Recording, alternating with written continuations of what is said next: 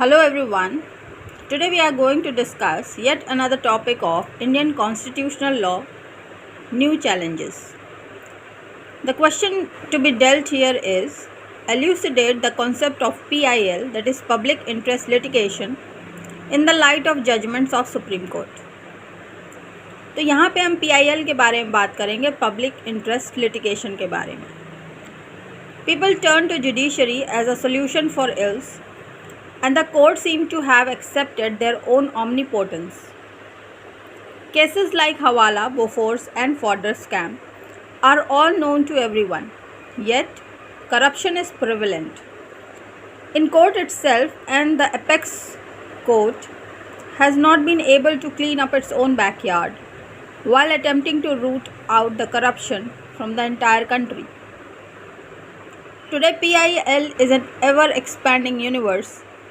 Any and everything from the selection of the cricket team to the constitution of flyover falls within its domain.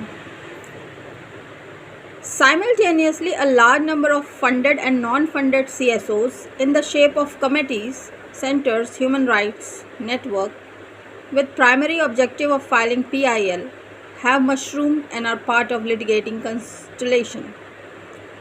From the PIL, humble beginning as champion of poor and exploited, PIL is moving in diametrically opposite direction.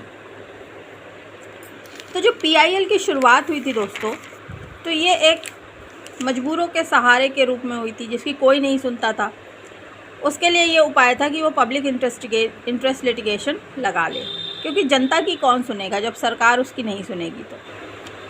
तो उस समय लोग जो है judiciary की तरफ मुंह करके खड़े हो जाते थे ताकि उनको वहाँ से सोल्यूशन मिलेगा. बहुत सारे केसेस आपकी नॉलेज में आए होंगे. हवाला है, बोफोर्स है, फॉडर स्कैम था बिहार का.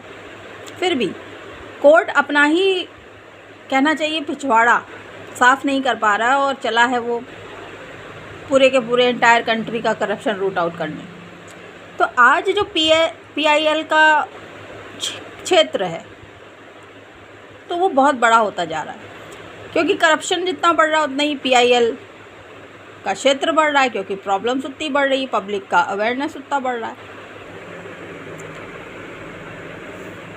तो सभी कुछ आजकल आज तक जो है PIL के अंडर में कवर होता था. जैसे जैसे लोग अवेयर होते चले गए वैसे वैसे ज़्यादा से ज़्यादा लोग PIL को फाइल करने लगे और एक तरह का जैसे तारामंडल बन जाता. बहुत सारे PILs को फाइल करने वाले लोग या हेल्पिंग हैंड्स मशरूम आउट हो गए. ठीक वैसे ही जैसे कुकुरमुत्ते बहुत सारे उग जाते हैं बरसात में. अब PIL की जब शुरुआत हुई थी तो वो बड़ा हम्बल बिगनिंग था, एक तरह से समाज को लाभ पहुंचाने वाला कदम था. लेकिन अब PIL का जो भी यूज़ हो रहा है वो बिल्कुल ऑपोजिट डायरेक्शन में हो रहा है.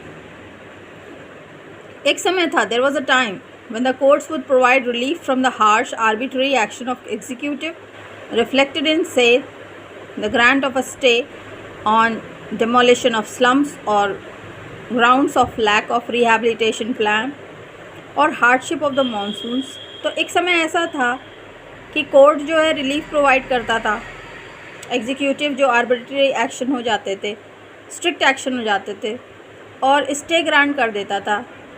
जैसे कि झुग्गी झोपड़ियाँ जब गिराई जाती थी तो कोर्ट स्टे ग्रांट कर देता था कि भाई जब तक आप इनके रहने सहने का रिहैबिलिटेशन का प्रबंध नहीं कर देंगे आप इनका आशियाना नहीं तोड़ सकते. तो कोर्ट एक अच्छी भूमिका में समाज के सामने आता था.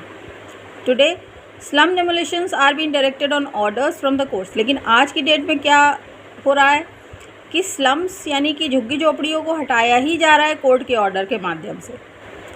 तो कोर्ट अब एक नेगेटिव भूमिका में नज़र आने लगे हैं. In fact the tables have turned. Today it's the executive and legislature that are trying to put a relief and rehabilitation scheme in place before such demolitions. तो आज की स्थिति में जो टेबल है वो घूम गई है. पहले सरकार, एडमिनिस्ट्रेशन, एग्जीक्यूटिव जब गलती करते थे तो जुडिशरी आता था उनको बचाने के लिए, पब्लिक को बचाने के लिए, उनके पक्ष में खड़ा होने. आज सरकार जुडिशरी के माध्यम से ऑर्डर दे रही है लोगों को और उनका दोहन कर रही है, और फिर सरकार खुद ही आगे से आकर के जुडिशरी को कम दिखाते हुए अपने आप को महान बताने के लिए रिलीफ प्रोवाइड कर रही है।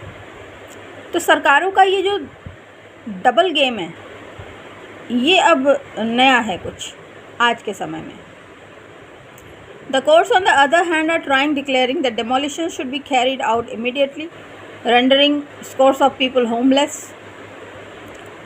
A similar trend is reflected in large number of PIL areas. तो अब कोर्ट ही कह रहा है कि भाई जल्दी साफ़ करिए ताकि आगे का जो डेवलपमेंट कार्य है वो हो पाए। The genesis of judicial activism lies in evolution of PIL. PIL evolved as an innovative departure from the rules. तो PIL की शुरुआत तो बहुत अच्छी हुई थी, in tune with the socio-economic conditions of the society, समाज के हित के लिए हुई थी। PIL refers to litigation undertaken to secure public interest and demonstrates availability of justice to socially disadvantaged parties and was introduced by Justice P.N. Bhagwati. Various matters on which Supreme Court accept PIL in today's condition also are as follows. Bonded labour पे PIL लगा सकते हैं आप, orphan और neglected children पे, prisoners के right पे उनके साथ मिसबिहेवियर या इल ट्रीटमेंट को लेकर के, protection of ancient monuments, world heritage sites को लेकर के, protection of forest, protection of environment, ecological imbalance, occupational health related issues, river pollutions को लेके, waste management, environmental conservation. Women's के भी मुद्दे इसमें लिखा नहीं है, लेकिन वुमेंस के मुद्दों पे भी PIL फाइल करी जाती है। In cases like Shriram oleum gas leakage incidents in 1985 in Delhi, the court evolved principles of corporate liability and awarded compensation to injured workers and people living around factories. तो 1985 में जो oleum gas leakage incident हुआ था, उसमें workers और लोगों जो आसपास जो जिनको इंजरी हुई थी उनको कंपनसेशन प्रोवाइड किया गया था। In series of decision starting from Maneka Gandhi versus union of India, the court widened the ambit of constitutional provision to enforce the human rights of citizens and sought to bring Indian law in conformity with the global trends in human rights jurisprudence.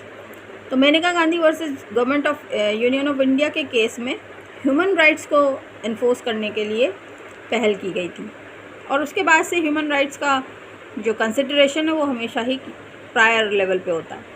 In Olga Tellis versus Bombay Municipal Corporation, a journalist has filed a petition on behalf of hundreds of pavement dwellers who were displaced due to construction activity. In J.P. Unnikrishnan versus State of AP, the court has also recognized access to the free education as a justiciable right.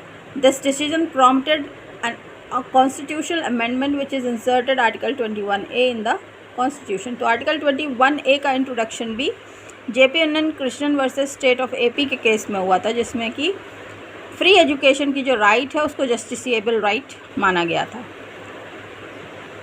In SP Gupta's case, Supreme Court gave the principle, and thereafter there has been flood of cases in the High Court and Supreme Court PIL. There could be some justification for the same, as they are filed by some spirited person or organization on behalf of poor and weaker section of the society who could not bear lawyers fees and court expenses. तो इसके बाद SP Gupta case के बाद तो बाढ़ सी आ गई, क्योंकि फिर समाज सेवी लोग जो हैं उन लोगों के बिहाफ पे जो गरीब हैं, वीक हैं और कोर्ट या लॉयर्स का फीस नहीं दे सकते, उनके बिहाफ पे वो लोग PIL फाइल करने लगे। So this was all a very small, in nutshell, a gist about PIL, some of the cases which are important to be kept in mind. I hope this will help you in your studies. Bye bye for now.